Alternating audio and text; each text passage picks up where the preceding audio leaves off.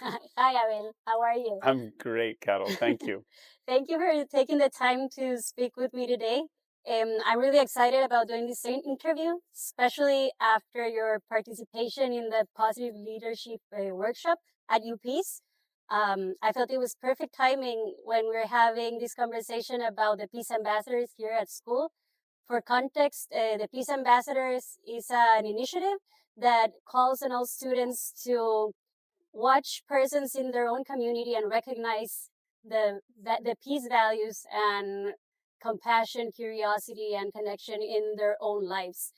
So, as part of this conversation, I'd love to hear your thoughts, Abel, in what is leadership. Hmm. Thank you, Carol, for taking the time to interview me on this. I've been thinking about it a lot recently, especially as I was able to attend this 2-day conference up at University for Peace. And I think leadership is focused fundamentally on the concepts of connection, compassion, and curiosity, and mastering those concepts. And I'd love in this interview to go into a little bit more depth as to what that means. There's no perfect formula for what makes a good leader. Leadership is nuanced, especially in this 21st century. There's no workbook that guides us and tells us how to be a good leader. However, if we allow ourselves to be guided by these concepts of connection and compassion and curiosity, it gives us the roots necessary to then filter them down to the rest of the staff and student body and community in general. So that was what I had the opportunity to focus on during this 2-day seminar amongst a variety of young aspiring and also more mature veteran leaders. You mentioned there's not a workbook or or a recipe Yeah. in how to be the perfect leader. What would be the role of authenticity in leadership? Yeah, I think being real is crucial. In order to be real, you have to know yourself, and you have to be well. And I think the first step in leadership is to practice a healthy lifestyle and body, mind, and heart.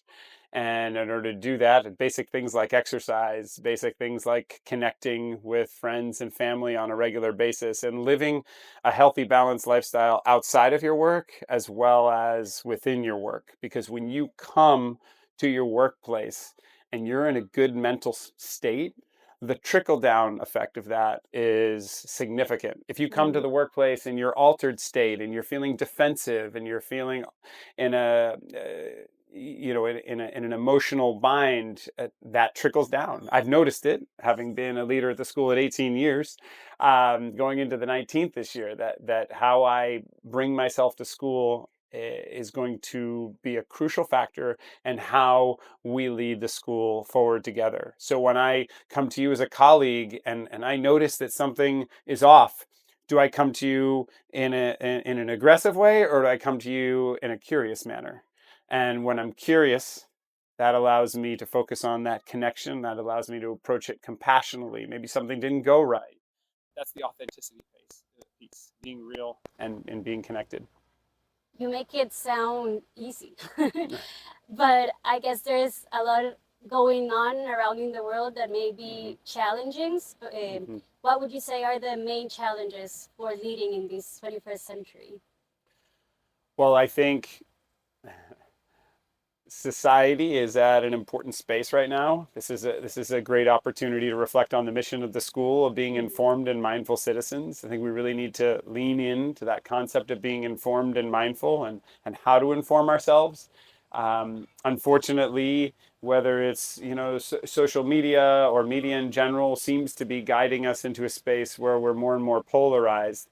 And I think as leaders, we need to promote a culture of balanced information, of informing ourselves well, not jumping to conclusions, not judging, right? Taking it all in, carefully listening, and then making decisions. So that's a crucial part.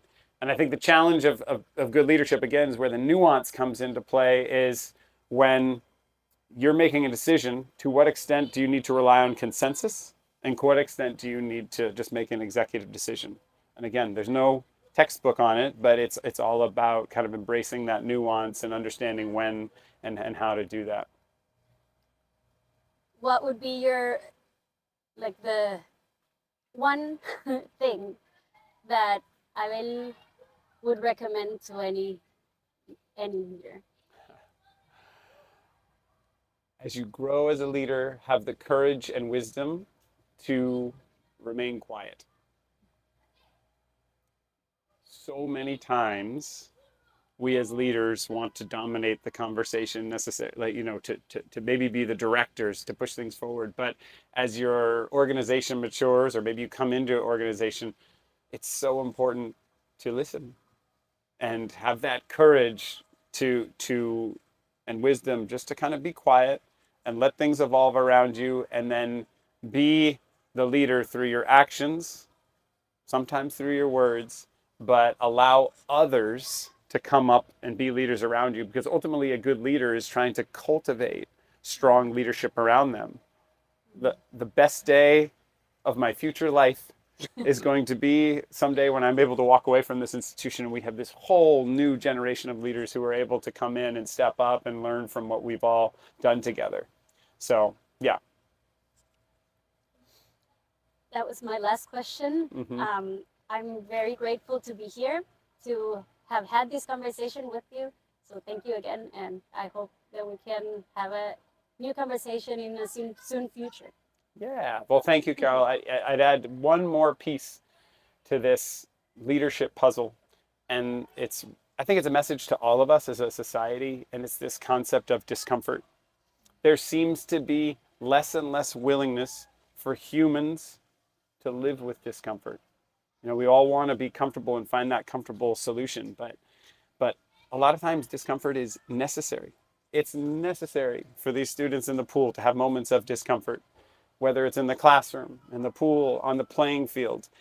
It's okay to lean into that, especially if we're approaching it with connection, compassion, and curiosity, right? And I think so many times, whether as parents, I'm a parent as well, it's hard to see our children living in that space, but it's okay, because they're in a beautiful community like La Paz, and I think that's something that will allow them to grow into their adult life and be able to confront the challenges in a more effective way. So one of the other things I'm leaning into this year is just, it's okay to be uncomfortable from time to time. So thanks. Thank you. Yeah.